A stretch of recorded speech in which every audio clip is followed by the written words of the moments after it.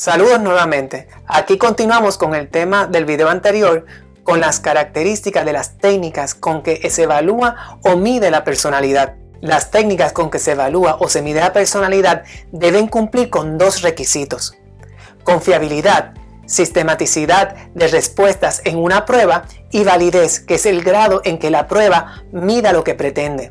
En la evaluación de la personalidad influyen el género del sujeto y su identidad étnica, lo mismo que las actitudes e ideas de quien aplica la prueba. Validez predictiva ayuda a predecir el comportamiento. La validez de constructo, el grado en que la prueba mide los significados que ésta da. Los inventarios de autorreporte, en los cuales los sujetos informan sobre su conducta y sentimientos en varias situaciones, son objetivos porque las puntuaciones no se ven afectadas por sesgos de personalidad o teóricos.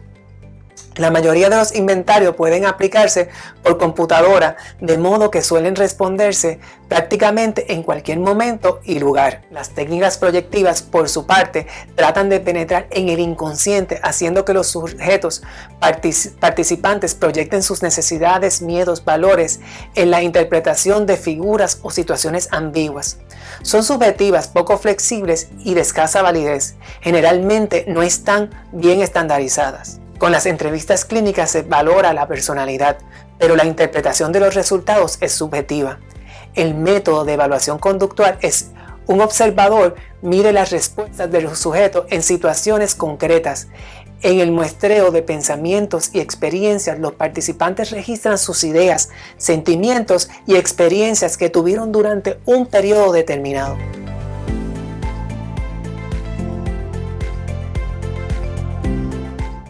Al describir la personalidad en tipos, un número delimitado de características distintas, una persona pertenece a una o solo a una categoría, todo o nada. Son características de la gente con características similares. Una persona solo encaja en un solo tipo. Un sistema de tipo de la personalidad clasifica a la gente, no la describe. Un ejemplo, cuando se clasifican las personas en categorías diagnósticas como esquizofrenia o trastorno de déficit de atención con hiperactividad.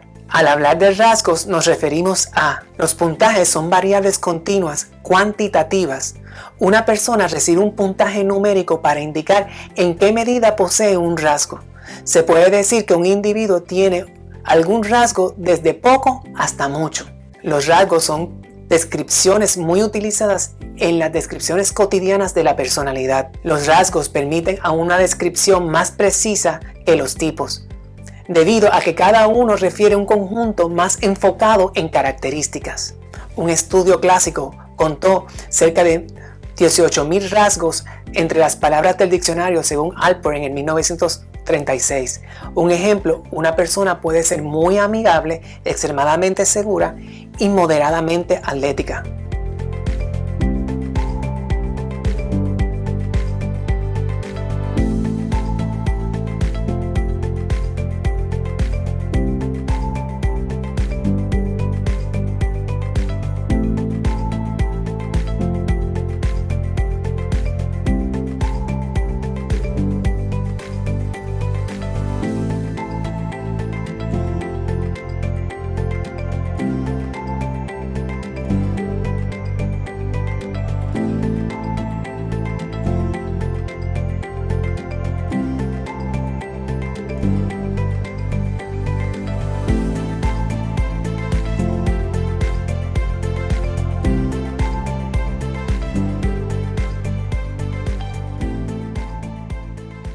Nomotético lo que plantea es buscar dimensiones comunes, variables, elementos que sean comunes a todos los hombres, y en general va a definir la personalidad en términos de rasgos, en términos de características que puedan ser observadas. Ideográfico sostiene que cada personalidad es única. Cada individuo es diferente a otro, por lo tanto, no tiene sentido compararlo con otro. Solo tiene sentido comparar al sujeto consigo mismo. Solo tiene sentido pensar en un cambio respecto a sí mismo. Destacan, por lo tanto, los que sostienen un enfoque ideográfico, el estudio de la personalidad como la totalidad. Lo que interesa es estudiar al sujeto integradamente como sujeto, porque lo que le interesa es entender ese sujeto en particular. En un enfoque ideográfico, por ejemplo, no me interesa saber si esa persona es una persona muy agresiva o más agresiva que las otras personas. Me interesa saber si esta muestra de agresividad se compensa en cierto control cognitivo. Los teóricos de la personalidad, por lo general, hacen sus aseveraciones acerca de la gente mediante el método científico.